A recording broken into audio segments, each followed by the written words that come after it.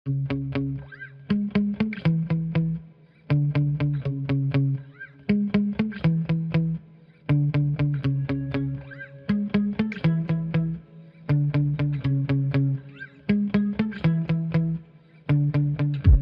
ini bukan berisi pelajaran tentang ATM, amati, tiru, modifikasi yang senantiasa digadang-gadang, melainkan tentang ATP, amati, tiru, plek yang kerap ditertawakan.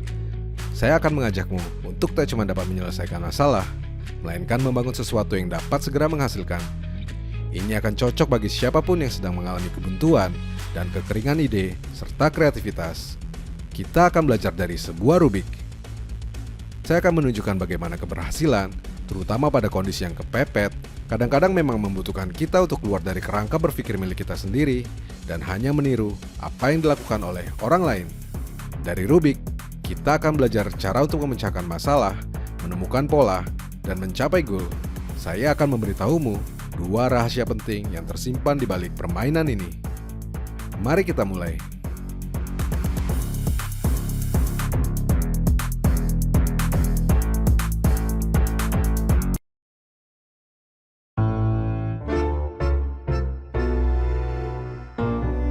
Dibuat pertama kali oleh arsitek Hungaria, Erno Rubik, Rubik's Cube dimaksudkan sebagai sebuah model untuk menjelaskan geometri 3 dimensi. Benda warna-warni berbentuk kubus yang sangat populer selama 4 dasawarsa terakhir hingga sempat dijadikan Google Doodle pada tahun 2014 silam, sejatinya bukanlah mainan anak-anak seperti yang kita kenal sekarang.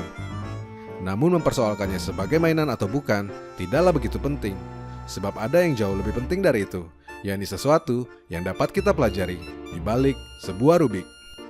Well, jika kamu belum pernah bermain Rubik sebelumnya, saya yakin 1000% kamu tak akan pernah bisa menyelesaikan susunan warna-warni kubus yang diacak menjadi rapi kembali seperti sedia kala. Semakin diputar, semakin dikerjakan, semakin dipikirkan, semakin kacau pula susunan warnanya. Dan itu merupakan hal yang sangat normal, sebab dalam Rubik 3x3, kombinasi arah yang dapat terjadi adalah sebesar 43 dikali 10 pangkat 18 atau sekitar 43 kuadriliun kemungkinan berbeda. Terdengar begitu sukar bukan? Padahal, jika Rubik tersebut diberikan kepada seseorang yang sudah mengetahui cara untuk memecahkannya, maka dalam waktu kurang dari 5 menit, Rubik tersebut dijamin akan berhasil diselesaikan.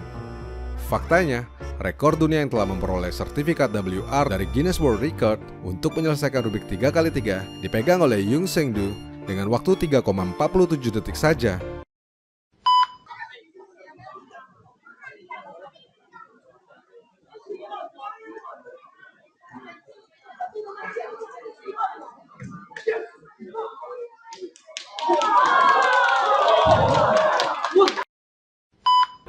Bahkan sebuah robot dengan kecerdasan buatan mampu menyelesaikan Rubik dalam waktu 0,38 detik saja.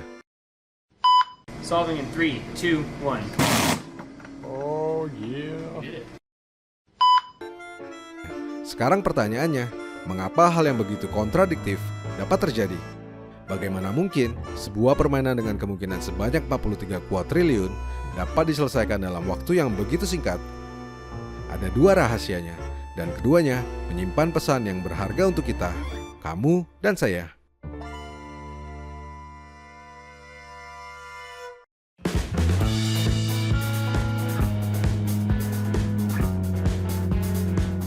Beberapa tahun lalu, ketika pertama kalinya saya bermain Rubik dengan maksud untuk menyelesaikannya, saya berpikir jika benda tersebut akan menuntut logika, kecerdasan, dan perhitungan matematika yang saya miliki. Saya begitu tertantang untuk menyelesaikannya dengan cara saya sendiri, menggunakan seluruh kemampuan otak saya. Tapi seperti yang bisa diterka, pada hari ketiga, saya mabuk berat, pusing 7 keliling.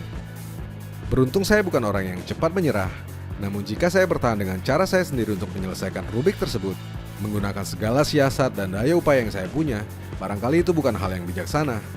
Maka saya pun melakukan penelusuran dan pencarian, dan segera menyadari telah melewatkan rumus yang sebetulnya sudah tersedia untuk menyelesaikan Rubik tersebut. Rumus tersebut bernama algoritma. Algoritma didefinisikan sebagai logika, metode, dan tahapan, serta urutan sistematis yang digunakan untuk memecahkan suatu permasalahan. Dalam kasus Rubik, algoritma untuk menyelesaikannya ternyata telah ditemukan cukup lama dalam berbagai versi di mana secara umum hanya diperlukan 7 langkah untuk menyelesaikan Rubik yang acak-acakan.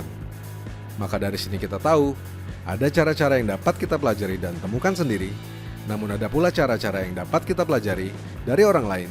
Untuk yang terakhir, selama itu terbukti, kadang-kadang kita memang hanya perlu mengikutinya saja, tanpa perlu memahami logika yang terlalu kompleks di baliknya. Jika 43 kuadriliun kemungkinan ternyata dapat diatasi dengan 7 langkah algoritma, maka kemungkinan gagal kita yang hanya 2, 3, 4, atau bahkan 10 kali tidaklah ada apa-apanya. Ini juga berarti hampir semua persoalan dapat dipecahkan selama kita tahu caranya, atau selama kita tahu cara untuk mencari cara untuk menyelesaikannya.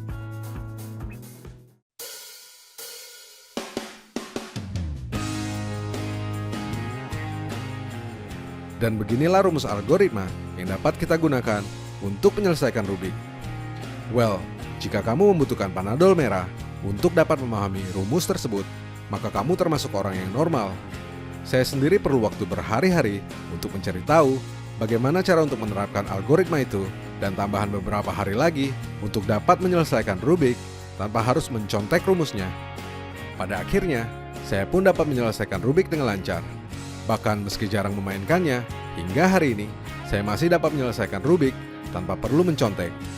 Saya pun memutuskan untuk membuat video ini setelah berhasil menyelesaikan Rubik kurang dari 3 menit meski tidak memainkannya selama hampir 2 tahun.